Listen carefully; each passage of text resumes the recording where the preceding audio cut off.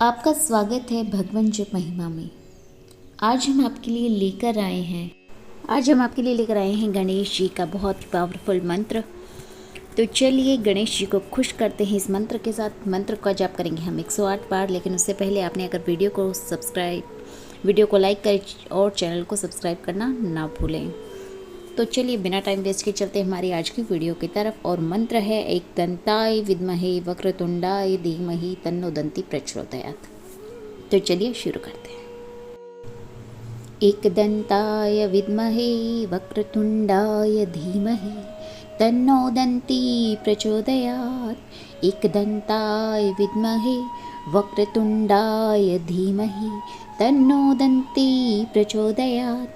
एक दंताय विद्महे वक्रतुंडाय धीमहि तन्नो दंती प्रचोदयात्। एक दंताय विद्महे वक्रतुंडाय धीमहि तन्नो दंती प्रचोदयात्। एक दंताय विद्महे वक्रतुंडाय धीमहि तन्नो दंती प्रचोदयात्। एक दंताय विद्महे वक्रतुंडाय धीमहि तन्नो दंती प्रचोदयात्। एक दंताय विद्महे वक्रतुंडाय धीमहि तन्नो दंती प्रचोदयात्। एक दंताय विद्महे वक्रतुंडाय धीमहि तन्नो दंती प्रचोदयात्। एक दंताय विद्महे वक्रतुंडाय धीमहि तन्नो दंती प्रचोदयात्। एक दंताय विद्महे वक्रतुंडाय धीमहि तन्नो दंती प्रचोदयात्। एक दंताय विद्महे वक्रतुंडाय धीमहि तन्नो दंती प्रचोदयात्। एक दंताय विद्महे वक्रतुंडाय धीमहि तन्नो दंती प्रचोदयात्। एक दंताय विद्महे वक्रतुंडाय धीमहि तन्नो दंती प्रचोदयात्। एक दंताय विद्महे वक्रतुंडाय धीमहि तन्नो दंती प्रचोदयात्। एक दंताय विद्महे वक्रतुंडाय धीमहि तन्नो दंती प्रचोदयात्। एक दंताय विद्महे वक्रतुंडाय धीमहि तन्नो दंती प्रचोदयात्। एक दंताय विद्महे वक्रतुंडाय धीमहि तन्नो दंती प्रचोदयात्। एक दंताय विद्महे वक्रतुंडाय धीमहि तन्नो दंती प्रचोदयात्। एक दंताय विद्महे वक्रतुंडाय धीमहि तन्नो दंती प्रचोदयात्। एक दंताय विद्महे वक्रतुंडाय धीमहि तन्नो दंती प्रचोदयात्। एक दंताय विद्महे वक्रतुंडाय धीमहि तन्नो दंती प्रचोदयात्। एक दंताय विद्महे वक्रतुंडाय धीमहि तन्नो दंती प्रचोदयात्। एक दंताय विद्महे वक्रतुंडाय धीमहि तन्नो दंती प्रचोदयात्। एक दंताय विद्महे वक्रतुंडाय धीमहि तन्नो दंती प्रचोदयात्। एक दंताय विद्महे वक्रतुंडाय धीमहि तन्नो दंती प्रचोदयात्। एक दंताय विद्महे वक्रतुंडाय धीमहि तन्नो दंती प्रचोदयात्। एक दंताय विद्महे वक्रतुंडाय धीमहि तन्नो दंती प्रचोदयात्। एक दंताय विद्महे वक्रतुंडाय धीमहि तन्नो दंती प्रचोदयात्। एक दंताय विद्महे वक्रतुंडाय धीमहि तन्नो दंती प्रचोदयात्। एक दंताय विद्महे वक्रतुंडाय धीमहि तन्नो दंती प्रचोदयात्। एक दंताय विद्महे वक्रतुंडाय धीमहि तन्नो दंती प्रचोदयात्।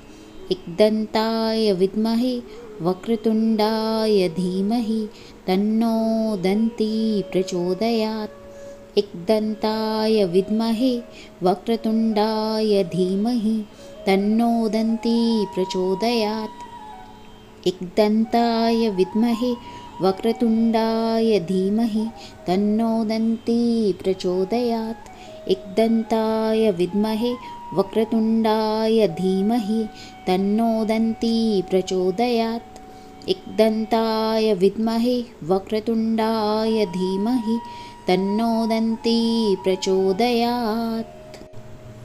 एकदन्ताय विद्महे वक्रतुण्डाय धीमहि तन्नो दन्ती प्रचोदयात्। एकदन्ताय विद्महे वक्रतुण्डाय धीमहि तन्नो दन्ती प्रचोदयात्। एकदन्ताय विद्महे वक्रतुण्डाय धीमहि तन्नो दन्ती प्रचोदयात्।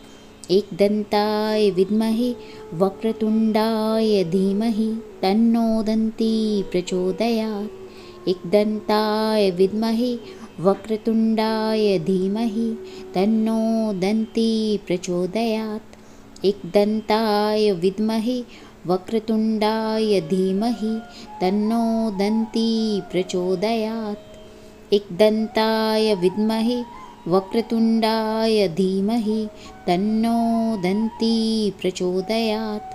एकदन्ताय विद्महे वक्रतुण्डाय धीमहि तन्नो दन्ती प्रचोदयात्। एकदन्ताय विद्महे वक्रतुण्डाय धीमहि तन्नो दन्ती प्रचोदयात्। एकदन्ताय विद्महे वक्रतुण्डाय धीमहि तन्नो दन्ती प्रचोदयात्। एकदन्ताय विद्महे वक्रतुण्डाय धीमहि तन्नो दन्ती प्रचोदयात्। एकदन्ताय विद्महे वक्रतुण्डाय धीमहि तन्नो दन्ती प्रचोदयात्। एकदन्ताय विद्महे वक्रतुण्डाय धीमहि तन्नो दन्ती प्रचोदयात्। एकदन्ताय विद्महे वक्रतुण्डाय धीमहि तन्नो दन्ती प्रचोदयात्। एकदन्ताय विद्महे वक्रतुण्डाय धीमहि तन्नो दन्ती प्रचोदयात्। एकदन्ताय विद्महे वक्रतुण्डाय धीमहि तन्नो दन्ती प्रचोदयात्। एकदन्ताय विद्महे वक्रतुण्डाय धीमहि तन्नो दन्ती प्रचोदयात्। एकदन्ताय विद्महे वक्रतुण्डाय धीमहि तन्नो दन्ती प्रचोदयात्। एकदन्ताय विद्महे वक्रतुण्डाय धीमहि तन्नो दन्ती प्रचोदयात्। एकदन्ताय विद्महे वक्रतुण्डाय धीमहि तन्नो दन्ती प्रचोदयात्। एकदन्ताय विद्महे वक्रतुण्डाय धीमहि तन्नो दन्ती प्रचोदयात्। एकदन्ताय विद्महे वक्रतुण्डाय धीमहि तन्नो दन्ती प्रचोदयात्। एकदन्ताय विद्महे वक्रतुण्डाय धीमहि तन्नो दन्ती प्रचोदयात्। एकदन्ताय विद्महे वक्रतुण्डाय धीमहि तन्नो दन्ती प्रचोदयात्। एकदन्ताय विद्महे वक्रतुण्डाय धीमहि तन्नो दन्ती प्रचोदयात्। एकदन्ताय विद्महे वक्रतुण्डाय धीमहि तन्नो दन्ती प्रचोदयात्। एकदन्ताय विद्महे वक्रतुण्डाय धीमहि तन्नो दन्ती प्रचोदयात्।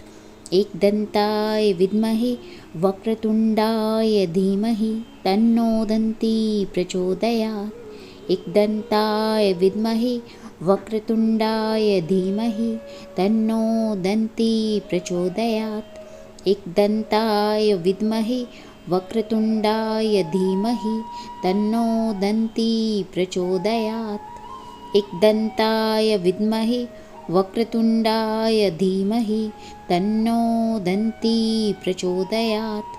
एकदन्ताय विद्महे वक्रतुण्डाय धीमहि तन्नो दन्ती प्रचोदयात्।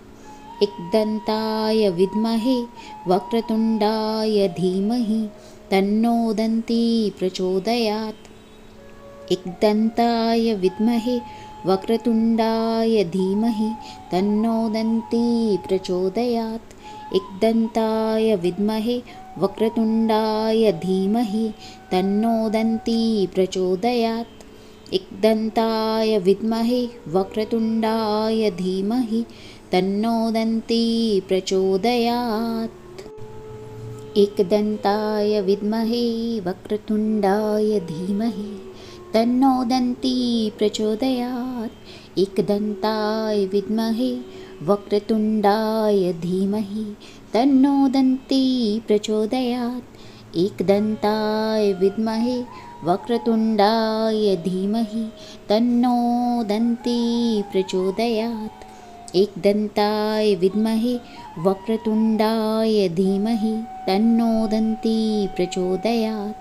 एकदन्ताय विद्महे वक्रतुण्डाय धीमहि तन्नो दन्ती प्रचोदयात्। एकदन्ताय विद्महे वक्रतुण्डाय धीमहि तन्नो दन्ती प्रचोदयात्।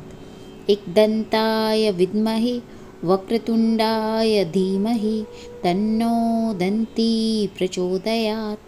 एकदन्ताय विद्महे वक्रतुण्डाय धीमहि तन्नो दन्ती प्रचोदयात्। एकदन्ताय विद्महे वक्रतुण्डाय धीमहि तन्नो दन्ती प्रचोदयात्। एकदन्ताय विद्महे वक्रतुण्डाय धीमहि तन्नो दन्ती प्रचोदयात्। एकदन्ताय विद्महे वक्रतुण्डाय धीमहि तन्नो दन्ती प्रचोदयात्। एकदन्ताय विद्महे वक्रतुण्डाय धीमहि तन्नो दन्ती प्रचोदयात्। एकदन्ताय विद्महे वक्रतुण्डाय धीमहि तन्नो दन्ती प्रचोदयात्। एकदन्ताय विद्महे वक्रतुण्डाय धीमहि तन्नो दन्ती प्रचोदयात्। एकदन्ताय विद्महे वक्रतुण्डाय धीमहि तन्नो दन्ती प्रचोदयात्।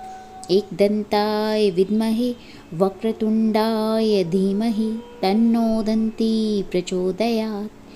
एकदन्ताय विद्महे वक्रतुण्डाय धीमहि तन्नो दन्ती प्रचोदयात्।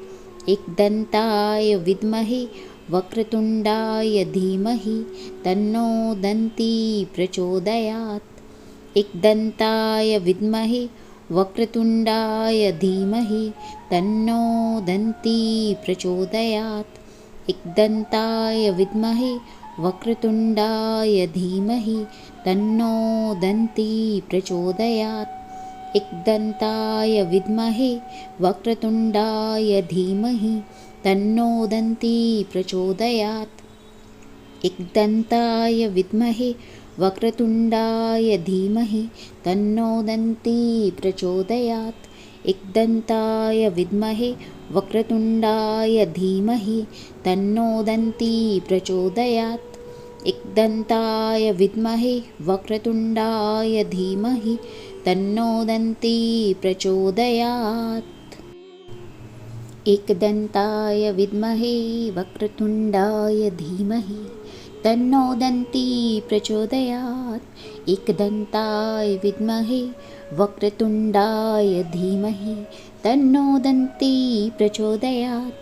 एकदन्ताय विद्महे वक्रतुण्डाय धीमहि तन्नो दन्ती प्रचोदयात्। एकदन्ताय विद्महे वक्रतुण्डाय धीमहि तन्नो दन्ती प्रचोदयात्। एकदन्ताय विद्महे वक्रतुण्डाय धीमहि तन्नो दन्ती प्रचोदयात्। एकदन्ताय विद्महे वक्रतुण्डाय धीमहि तन्नो दन्ती प्रचोदयात्। एकदन्ताय विद्महे वक्रतुण्डाय धीमहि तन्नो दन्ती प्रचोदयात्। एकदन्ताय विद्महे वक्रतुण्डाय धीमहि तन्नो दन्ती प्रचोदयात्। एकदन्ताय विद्महे वक्रतुण्डाय धीमहि तन्नो दन्ती प्रचोदयात्। एकदन्ताय विद्महे वक्रतुण्डाय धीमहि तन्नो दन्ती प्रचोदयात्। एकदन्ताय विद्महे वक्रतुण्डाय धीमहि तन्नो दन्ती प्रचोदयात्। एकदन्ताय विद्महे वक्रतुण्डाय धीमहि तन्नो दन्ती प्रचोदयात्।